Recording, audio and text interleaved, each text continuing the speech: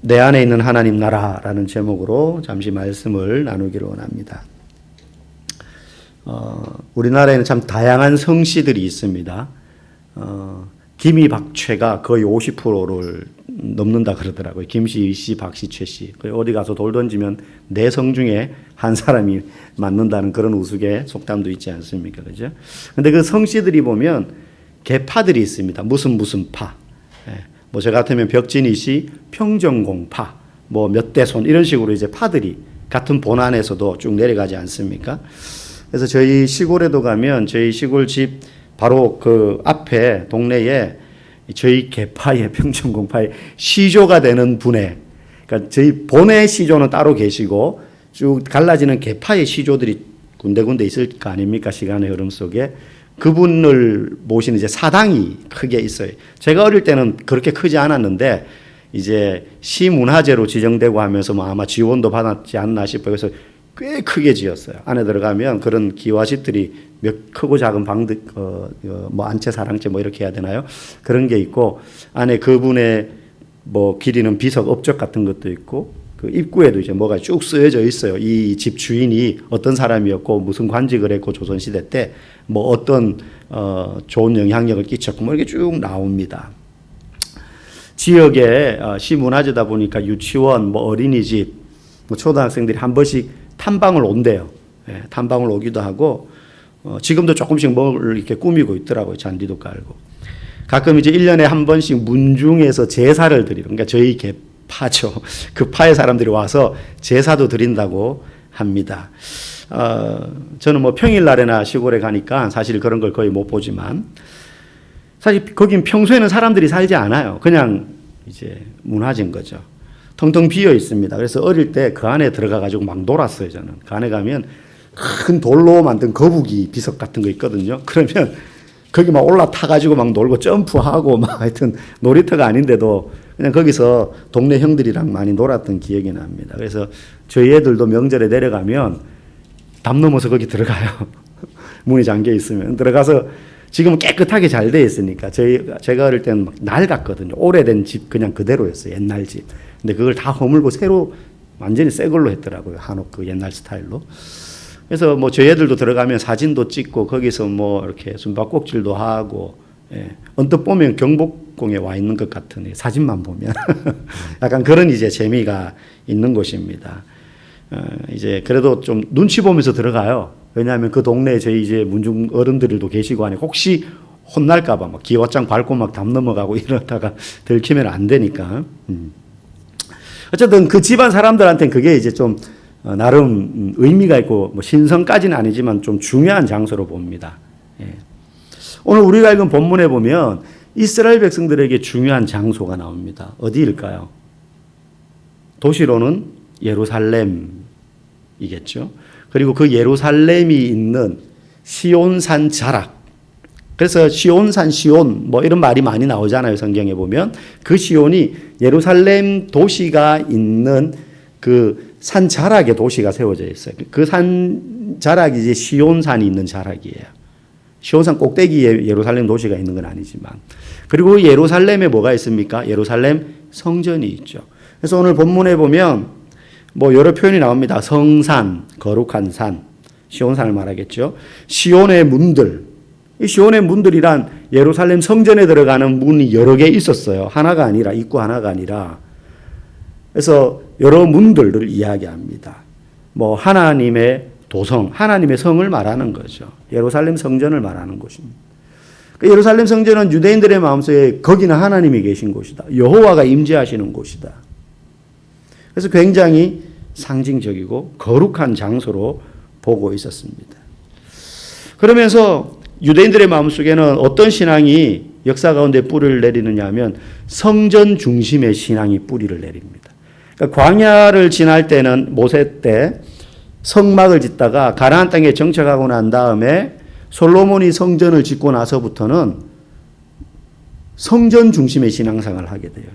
사실 이거는 두 가지 의미가 있습니다. 첫 번째는 진짜 물리적으로 성전 가까이 사는 걸 되게 원해요. 이미 광야에서 하나님께서 모세를 통해서 성막 제도를 처음 주셨을 때부터 그 전까지 시온산에서 율법을 받고 성막을 하나님의 말씀에 따라 만들기 전까지는 그냥 애굽에서 나와서 이동하는 거였어요, 광야를. 그런데 성막이 만들어지고 나서는요, 이스라엘 12개의 지파가 3개의 지파씩 동서남북으로 성막을 중심으로 대형을 짜서 이동을 해요. 그렇게 40년을 지난다고요. 그래서 물리적으로도 이스라엘 백성들의 마음속에 그때부터 이미 성막, 나중에는 성전이 생기고 난 다음에 성전을 중심으로 그들이 물리적으로 생활을 하게 됩니다. 사실 우리나라 성도들도 약간 그런 전통이 있습니다. 외국은 어떤지 모르겠지만 제가 어릴 때만 해도 이제 교회를 나가면 어지간하면 교회를 안 옮겨요. 아주 뭐 타도시로 이사를 간다? 뭐 도시 내에서도 너무 먼 곳으로 이사를 간다? 그러지 않는 이상은 이사를 다녀도, 참 저도 이사 많이 다녔거든요. 제가 초등학교를 4군데를 다녔습니다. 하도 이사를 다녀가지고 구와 구를 옮기기도 하고. 그런데 그렇게 옮겨 다녀도요, 그 어릴 때부터 다니던 그 교회 중심으로 거의 대부분 이사를 다녔어요. 한 번 정도 구를 좀 많이 멀리 옮겨서, 그때는 교통편이 안 좋으니까 도저히 대중교통으로 거기를 올 수가 없어서 그 근처에 있는 교회를 몇 달 다닌 적은 있지만, 다시 이 동네로 이사를 오면서는 하여튼 이사를 와도 그 교회 근처로 이사를 다녔어요. 그래서 이사를 가도 교회는 떠나지 않는. 그러면서 예수 믿는 사람은 집하고 교회가 가까워야 된다. 항상 이걸 어릴 때부터 어른들한테 많이 들었어요. 그래서 이것도 어쩌면 물리적으로 성전 중심의 어떤 신앙의 전통이 좀 전해진 게 아닌가 하는 생각도 하게 됩니다. 그런데 사실 이 성전 중심의 신앙을 한다는 건 진짜 단순히 물리적으로 교회 근처에 산다, 성전 근처에 산다, 이것만을 의미할 수는 없습니다. 그렇지 않습니까? 현대 시대에, 그죠? 동네 교회가 얼마나 많은데, 그죠? 그래서 이 성전 중심의 신앙이 도대체 뭔가? 성전 중심의 신앙을 가진 사람들의 특징을 보면 알 수가 있습니다. 성전 중심의 그러니까 성전 중심이라는 건 사실은 건물 중심이 아니고 하나님 중심 신앙을 말하는 거거든요. 왜? 그 성전에 하나님이 임재하신다고 그들이 믿어왔으니까. 오늘날 우리에게 적용해도 이 건물 중심이 아니라 성전 중심의 신앙이라는 건 하나님 중심의 신앙을 말한다라는 사실을 우리가 알아야 돼요. 그래서 하나님 중심의 신앙을 사는 사람의 특징이 뭐냐? 첫 번째는요, 지금 당하는 고난 때문에 슬프고 힘들고 괴로울 때가 분명히 있지만 그것 때문에 절망하거나 포기하지 않는다는 거예요. 상황이 어떠하든지 절망하지 않는다는 거예요. 힘들 때 있죠. 막 분노할 때 있고요. 기운이 빠질 때 있습니다. 좌절감이 들 때가 있어요. 왜 나만 이런 고난을 당해야 합니까? 라는 원망이 들 때도 있습니다. 그게 비단 무슨 신앙적인 문제가 아니어도 사실 모든 우리의 삶에 일어나는 문제는 신앙과 관계가 없을 수가 없어요. 그리스도인. 어쨌든 그런 어려움 속에 있어도요, 하나님 중심의 신앙을 가지고 사는 사람은요, 그것 때문에 포기하거나 절망하지 않습니다. 왜? 영원한 하나님 나라에 대한 소망이기 때문에. 오늘 우리가 아까 두 번째 주 예수 내 산 소망이라는 찬양을 불렀는데요, 예수님이 우리의 소망이 되시는 이유가 뭐예요? 절망 중에 절망인 죽음을 이기고 다시 부활하셨기 때문 아닙니까?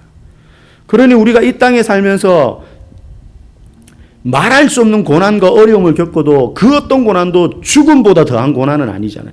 죽음보다 더한 절망은 없잖아요. 그런데 그 죽음이라는 절망을 예수님이 이기셨기 때문에 그 예수님 우리의 소망이 되는 것 아닙니까? 그래서 이 땅을 사는 성도는 하나님 중심의 신앙생활을 가지고 살기 때문에 이 땅에서 내가 어떤 절망적인 상황을 겪더라도 영원한 하나님 나라에 대한 소망을 가지고 있기 때문에 좌절하거나 포기하지 않는다는 거예요. 이게 첫 번째 특징이에요.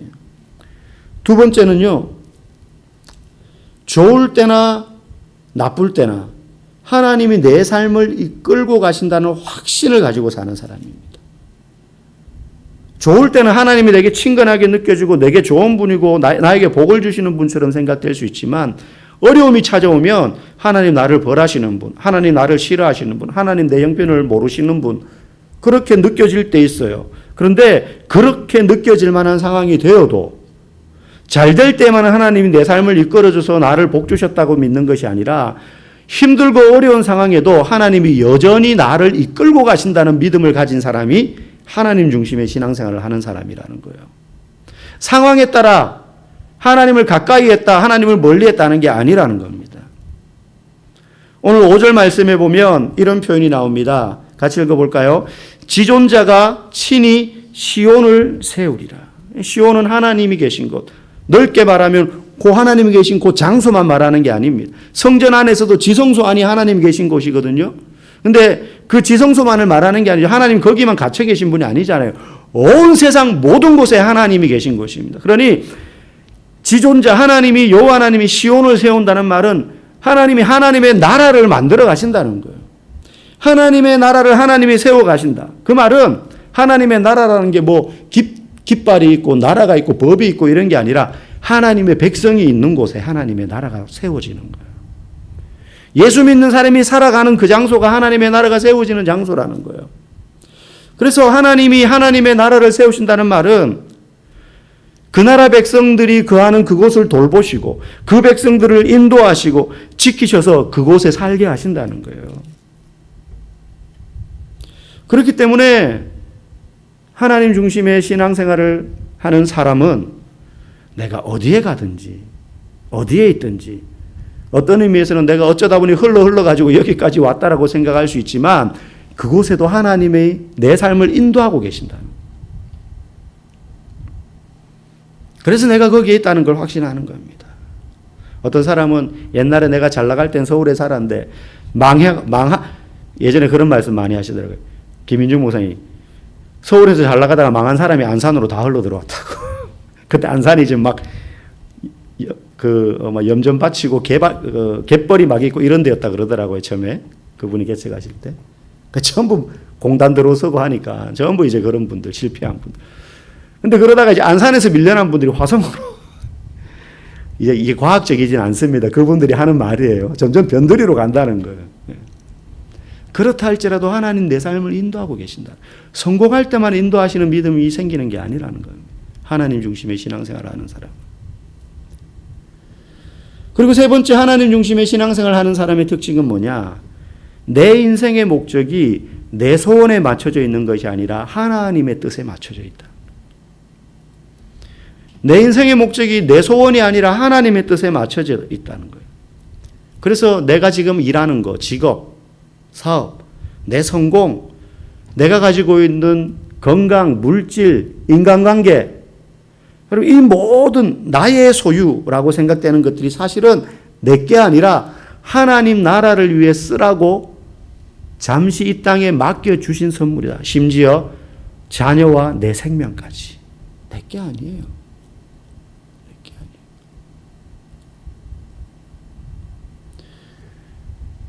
그저께 이제 설교를 준비하면서 여러 가지를 자료를 찾아보다가 호스피스 병동에서 일어나는 그런 장면으로 쇼츠로 이렇게 담은 걸 봤어요.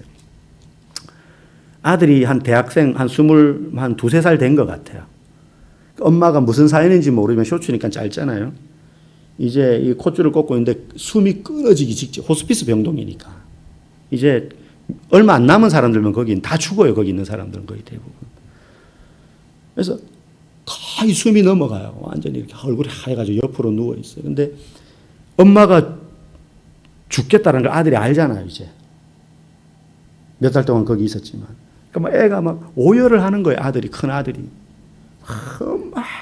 그래서 엄마 얼굴을 막 쓰다듬으면서 얼굴에다가 얼굴을 비비고 하는데 엄마가 마지막 힘을 자아내면서 아들 얼굴을 이렇게 머리하고 쓸어 담고 어루만지면서 엄마 괜찮아. 엄마 괜찮아. 엄마 안 죽어.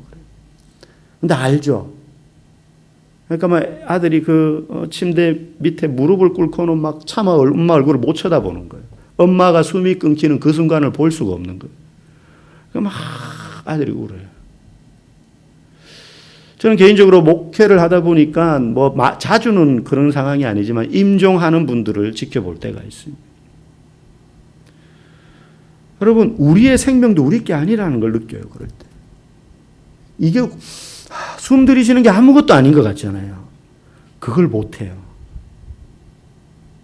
그 호흡 한번 하는 게 안 돼서 죽는 거예요. 그래서 목숨, 뜻이 뭡니까? 목에 숨이 붙어 있는 건데 이게 목에서 숨이 떨어지면 죽는 거예요. 목숨이 끝나는 거죠. 그래서 내 생명까지도 그러하다면 내가 이 땅을 살면서 누리고 있는, 심지어 내가 땀 흘려 모아둔 재물이라 할지라도, 내가 배 아파서 나와서 눈물로 키운 자녀라 할지라도 하나님이 내게 맡기신 기업이다라는 생각을 가지고 사는 사람이 하나님 중심의 삶을 사는 사람입니다. 그래서 그것들은 다 하나님 나라를 위하여 사용해야 되는 것이라는 그런 생각을 가지고 사는 사람입니다. 마지막으로 하나님 중심의 신앙생활을 하는 사람의 특징이 뭐냐? 불신자를 바라보는 시선이 다릅니다. 불신자를 바라보는 시선이 달라요. 우리 4절 말씀 한번 읽어보겠습니다. 시작. 나는 라합과 바벨론이 나를 아는 자 중에 있다 말하리라. 보라, 블레셋과 두로와 구스여, 이것들도 거기서 났다 하리로다. 거기에 라합은 사람 이름이 아니라 애굽을 말합니다. 애굽, 이집트, 구약에 나오는 애굽. 그 다음 바벨론, 블레셋, 두로, 구스, 다 그 당시의 나라들을 말해요. 이런 이방 나라들도 누구로부터 났다는 거예요? 이것들도 거기서 났다. 하나님으로부터 났다는 거예요. 무슨 말입니까? 이방인들도 이미 구약 때 이방인들도 하나님의 백성으로 구원받을 자들이라는 거예요. 망해서 지옥의 불쏘시개로 쓰일 땔감이 아니라 나처럼 하나님의 백성이 될 사람들이라는 거예요. 남편이나 아내, 가족, 형제들이 예수를 안 믿거나 종교가 달라서 대화가 안 통하고 종교 문제만 나오면은 막 불꽃이 튀기고 싸우고 그렇게 할 때 몇 번 대화하다가 아예 대화를 포기하는 경우들이 있지요. 그러나 그 마음속에 그들을 바라보는 시선이 어때야 됩니까? 저들 가운데도 하나님의 백성이 있다. 잃어버린 자들이 있다. 요나 선지자에게 하나님이 니느웨로 가서 회개의 메시지를 전하라고 했을 때 요나는 가기 싫어했잖아요. 자기 나라를 핍박하는 아수르의 도시인데 저 인간들 다 하나님 심판받아서 지옥불에 타 죽어야 되어야 마땅하다라고 생각하고 있으니, 그런데 하나님이 요나에게 설득하시면서 뭐라고 이야기하십니까? 이 성에도 구원할 자들이 있다는 거예요. 이 성에도. 우리나라에 처음 들어온 선교사들도 그런 마음으로 온 사람들 아니겠습니까? 조선 땅이 어디 붙었는지도 모르는데 배를 타고 몇 달을 오다가, 우리가 양화진 가봤지만은 그 안내하시는 분들이 이런 선교사님은 이런 업적 쭉 하는데요. 사실 그분들이 안내하지 않는 비석이 있어요. 저는 이제 가면은 항상 그쪽을 돌아서 오는데 쭉 내려가서 저 아래쪽으로 돌아가면 아이들 비석이 있어요. 작은 비석. 그래서 이름만 있고 이름만 있는 아이들도 있고요. 가만히 보면 태어난 해와 죽은 해가 같아요. 배 타고 오다가 죽은 아이들. 배에서 선교사가 A를 낳은 거예요. 근데 그걸 못 버티죠, 애기가. 조선 땅에 내렸는데 태어나서 그 해 죽는 거예요.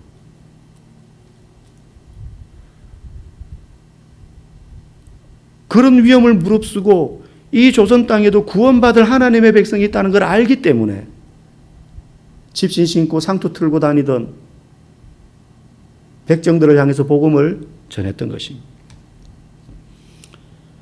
오늘날 나가는 선교사님들도 그런 마음으로 파키스탄에 가고 캄보디아에 가는 것 아니겠습니까? 여러분, 우리의 가족, 이웃, 직장 동료들을요, 하나님 중심의 신앙을 가지고 사는 사람은 그런 시선으로 볼 수 있어야 되는 것입니다.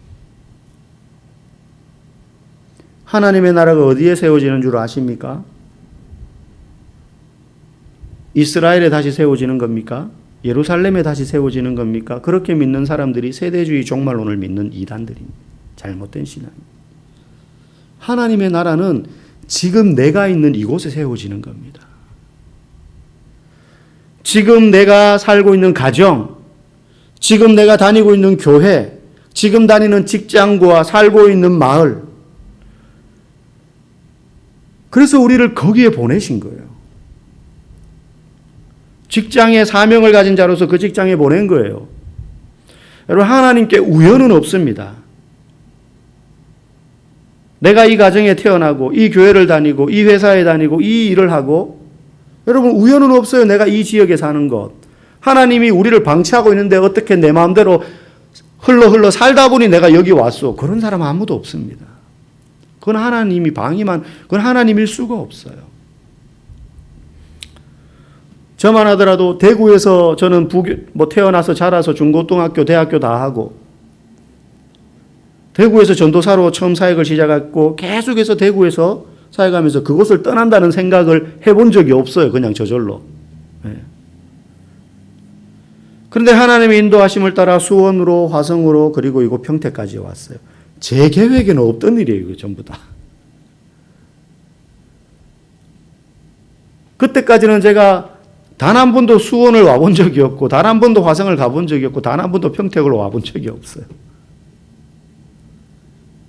계획했던 지역이 아닙니다. 여러분, 사도 바울이 2차 전도여행을 할 때요, 원래 자기 계획은 유럽으로 가는 게 없었어요. 아시아를 도는 거예요. 근데 하나님이 강제로 마게도냐로 보내지 않았습니까? 근데 마게도냐에 가서 그럼 거기서 계획을 새로 짰느냐? 나름 세웠겠죠. 그런데요, 핍박당하고 도망다니고 쫓기면서요, 베레아, 데살로니가, 베레아, 아덴, 나중에 고린도에 떨어지기 전까지는요, 이건 바울의 계획이 없던 거예요. 막 도망가는 거예요, 그냥. 나중에 일행과 헤어지고 혼자 거기 떨어지는 거죠. 그러면서 복음 전하는 거예요. 여러분, 그게 우연히 하나님이 모르는 사이에, 하나님이 한눈 파는 사이에 그렇게 된 것입니까? 그럼 성경이 그 많은 서신서들이 우연히 쓰여진 것 아니겠어요? 하나님 뜻과 상관없이 그럴 수가 없잖아요. 여러분, 저와 여러분의 인생은 지금도 그렇게 서신서처럼 하나님의 발자취와 함께 기록되고 쓰여지고 있는 것입니다. 그래서 우리가 지금 이 교회를 다니고 이 가정에 살고 있고 이 지역에 그리고 이 일을 하고 있는 건 하나님의 뜻과 계획 가운데 보내심을 받았기 때문인 것입니다. 여기에 하나님이 나를 통해 우리를 통해 하실 일이 있기 때문에, 그래서 하나님 중심의 신앙생활을 가지고 사는 사람은 내가 있는 그곳에 하나님의 나라가 확장된다. 이 믿음을 가지고 있기 때문에 사명자로서 살 수 있는 겁니다. 각자에게 맡겨진 분량은 다 다를 수 있지만 그 사실은 분명한 거예요. 그러므로 우리는 먼저는 내 심령이 하나님이 거하시는 성산이요, 그리고 하나님의 성전임을 알아야 돼요. 그래서 내 심령이 거룩해져야 됩니다. 여러분, 이걸 성품이 거룩한 자가 되어야 된다라고 들으시면 안 됩니다. 성품 문제가 아닙니다. 내 심령이 거룩한 곳이 되어야 된다라는 말은 하나님 중심의 신앙을 가지라는 거예요. 그러면 나와 안 맞는 배우자, 가족, 이웃들에게 하나님의 시선으로 다가갈 수 있고, 그들도 하나님으로부터 난 사람이어서 하나님 나라의 가족이 될 수 있다는 생각으로 대하고 바라볼 수 있을 줄 믿습니다. 그렇게 바라보기 시작하면 그렇게 보이는 거예요. 아무리 예쁜 사람도 밉게 보기 시작하면 얼굴이 일그러져 보이고 눈은 왜 저렇게 떠 이렇게 보이는 것처럼, 반대로 아무리 미운 사람도 하나님의 이 눈을 가지고 보면 예뻐 보입니다. 기적처럼 예뻐 보여요. 주님이 오늘도 우리 마음속에 거하시는 줄 믿습니다. 그때 내 마음이 하나님의 나라가 된다. 그 사람이 하나님 중심의 신앙생활을 가지고 살아갈 수 있다. 그러면 변화가 일어나는 것입니다. 미운 아내, 미운 남편이 나를 힘들게 하는 그 누군가가 하나님의 백성으로 보이기 시작하면 그 사람의 마음에 하나님의 나라가 시작되고, 그리고 그 사람이 가는 그곳이 하나님이 보내신 곳이고, 그곳이 하나님의 나라가 성산이, 그리고 주님이 계신 곳이 되는 줄 믿습니다. 저와 여러분이 오늘도 그 거룩한 시온 백성으로서 하나님 중심의 신앙을 가지고 하나님 나라의 영광을 이루며 살아갈 수 있기를 주님의 이름으로 간절히 축복합니다.